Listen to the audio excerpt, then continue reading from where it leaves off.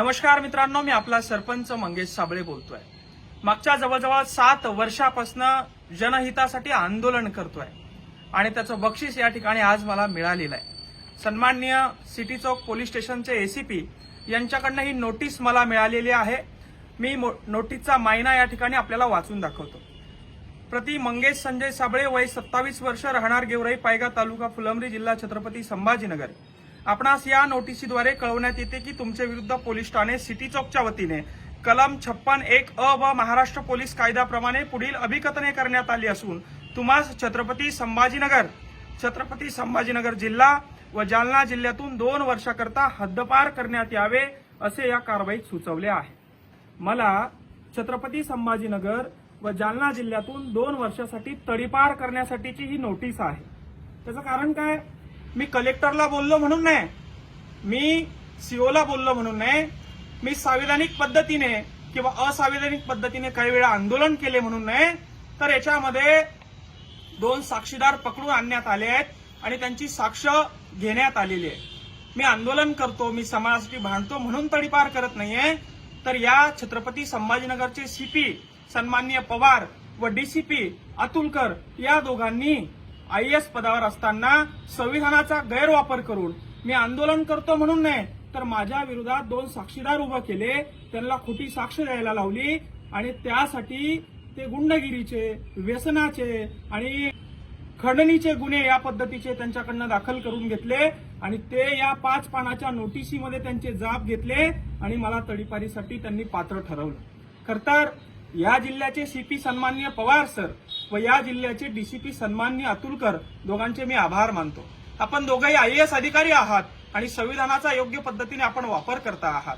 आपल्याला एखादा मुलगा आवाज उचलतोय तर त्या पाठीमागचं कारण शोधण्याऐवजी त्या मुलाचा आवाज कसा दाबायचा, सामान्यासाठी लढणाऱ्याचा आवाज जर का तुम्ही दाबणार असाल तर उद्या सामान्यावरही अशी कारवाई तुम्ही करणार नाही याची काय गॅरंटी आहे? खऱ्या अर्थानं शहरामध्ये मर्डर होत असताना, अवैध धंदे सुरू असताना, शहरामध्ये अन्यायाविरुद्ध आवाज उचलणाऱ्या लेकरांवर, अन्यायाविरुद्ध आवाज उचलणाऱ्या तरुणावर अशा पद्धतीने तडीपारीची कारवाई करण्यात येते आणि याला राजकीय वास देखील मला येतोय। छत्रपती संभाजीनगरमधून तडीपार केलं किंवा जालन्यामधून तडीपार केलं, 2 वर्षाकरिता केलं, तर मला कुठलीही निवडणूक लढता येणार नाही याचा राजकीय वास, सुगंध कुठतरी येतोय आणि गृहमंत्र्याचा कुठला माणूस सीपी आणि डीसीपी यांना पाठबळ देतोय याची देखील मला कल्पना आहे। हे शासन तुमचं आज आहे, उद्या तुमचं राहणार नाही। आज तुम्ही संविधानाचा वाटेल तसा उपयोग करतात, उद्या तुम्हाला तो करता येणार नाही। आमच्यासारखे जेनजी जर का पेटून उठले तर तुम्हाला खुर्च्या सोडून पळावं लागेल, एवढंच या ठिकाणी सांगतो। खऱ्या अर्थानं तुम्ही मी करत असलेल्या कामावर तडीपारवायची कारवाई केली तर मला कुठलीही अडचण नाही। मला तुम्ही एन्काउंटर जरी केलं, मला एमपीडीए केलं तरी मला कुठली अडचण नाही, पण माझा स्वाभिमान, माझा सन्मान आणि मी करत असलेलं काम बाजूला सोडून माझ्यावर खोटे गुन्हे दाखल करून या ठिकाणी तुम्ही ही कारवाई करत आहात। यामुळे सीपी आणि डीसीपी संविधानाचा गैरवापर कशा पद्धतीने करत आहात। हे आयएएस लेवलचे अधिकारी हुशार असतात, यांनी काहीतरी चांगलं काम करायला पाहिजे। यांच्या कर्तृत्वावर देश आज टिकून आहे असं कुठेतरी वाटत होतं, मात्र हे आयएएस लेवलचे सीपी आणि डीसीपी अतुलकर आणि पवार हे दोघंही राजकीय नेत्यांची कठपुतली झालेली आहे असंच कुठेतरी दिसून येतं। मागच्या वेळी जेव्हा मला हे सीपी पवार साहेबकडे घेऊन गेले, पवार साहेब वारंवार मला एकच प्रश्न विचारत होते, गाडी का जाळतो, गाडी का जाळली, गाडी का जाळली? मी सांगितलं, अरे बाबा, माझ्या समाजाचं रक्त सांडलं होतं, माझ्या समाजावर लाठीचार्ज झालता म्हणून गाडी जाळली, गाडी नसती जाळली तर मी स्वतःला जाळलं असतं म्हणून गाडी जाळली। या गाडी जाळण्यावर त्यांना एवढा काय त्रास झाला हे मला समजायला पर्याय नाही। मग असं असताना गाडी जाळली म्हणून, असं असताना समाजासाठी काम केलं म्हणून, असं असताना कलेक्टरला, सीओला, विविध अधिकाऱ्यांना जाब विचारला म्हणून कारवाई करायला हवी, तर कारवाई कशा आधारे केली हे मी आपल्याला दोन्ही साक्षीदाराचे कथन वाचून दाखवतो। सुमारे 1 महिन्यापूर्वीची गोष्ट आहे। साक्षीदारास नेमकी तारीख आठवत नाही।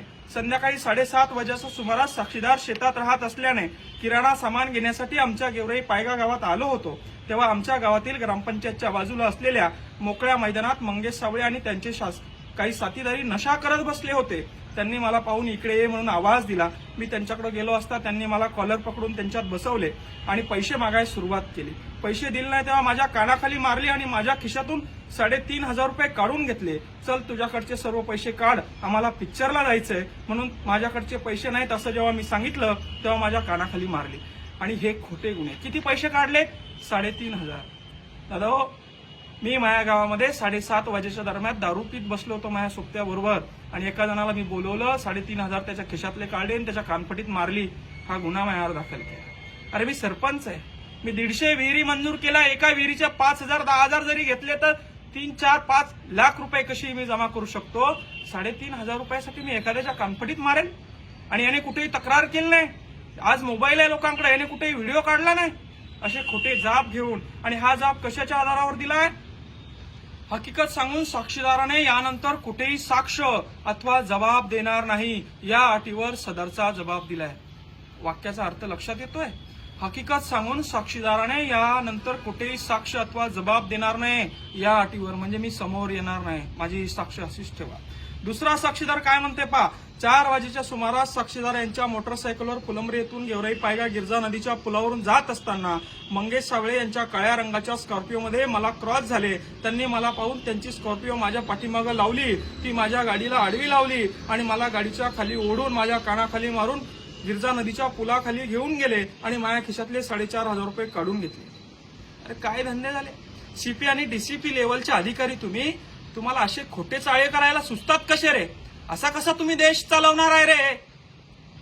असं जर खोटे बयान घेऊन तुम्ही देश चालवणार असाल तर धिक्कार आहे की मी या ठिकाणी जन्माला आलो. छत्रपती शिवाजी महाराजांचा, डॉक्टर बाबासाहेब आंबेडकरांचं संविधान असलेला हा महाराष्ट्र, आणि या महाराष्ट्रामध्ये पवार सीपी सारखे, अतुलकर डीसीपी सारखे अधिकारी जर राजकीय नेत्यांचं ऐकून माझ्यासारख्यावर तडीपाराची कारवाई करत असेल, 2-2 वर्ष मला या जिल्ह्यातून लोकांपासून तोडण्याचं काम करत असेल, तर याला महाराष्ट्राचे मुख्यमंत्री आणि गृहमंत्री आणि यांचं कुठला एक संभाजीनगरमधला व्यक्ती आहे जो यांना सपोर्ट करतोय आणि मला त्याला आमदार व्हायचंय म्हणून मला या जिल्ह्यातून पळवून लावण्याचं काम करतोय. मी त्यांना एकच सांगू इच्छितो, बाबा असं केलं ना तुम्ही आमदार होणार नाही. मंगेश सावळीची नाळ ही जनतेशी जोडलेली आहे. जमिनीतून, शेतीच्या मातीतून उगलेला मी नेतृत्व आहे. मला 2 वर्ष काय 10 वर्ष जरी तरीपार केलं, तुम्ही मला आवाज उचलू देणार नसाल, शिक्षणावर बोलू देणार नसाल, गोरगरीब कष्टकऱ्यांसोबत बोलू देणार नसाल, त्यांचे कामं करू देणार नसाल, तर या जेनजीनं करायचं काय? या तरुण पिढीनं करायचं काय? या व्यवस्थेचे फटके आम्ही खाणार नाही. इथून तडीपार झालो म्हणून काय झालं?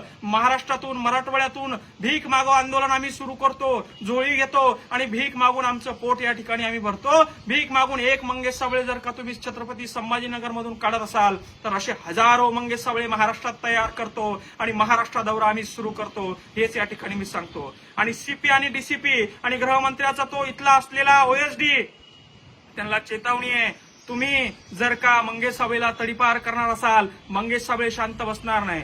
तुम्ही सन्माननीय मनोजदादा जरांगे यांच्याविषयी काय कट रचले, काय काय ऑफर माझ्याकडे घेऊन आले, कुठल्या कुठल्या हॉटेलमध्ये बसले, हे सगळे पुरावे माझ्याकडे आहेत. मनोजदादा यांचं आंदोलन मोडण्यासाठी, त्यांच्यावर डाव टाकण्यासाठी तुम्ही सगळे केलेले खेळ मी अजून समाजासमोर बोललो नाही. तुमचं आमचं काही नातं लागतं म्हणून मी शांत आहे. पण जर का मी बोललो तर तुम्हाला ही जनता पळू पळू मारल्याशिवाय राहणार नाही. एवढे मोठे हे तुमचे गुन्हे आहे, एवढंच सांगतो. आणि मी तडीपार व्हायला तयार आहे हे देखील सांगतो. जय जवान, जय किसान.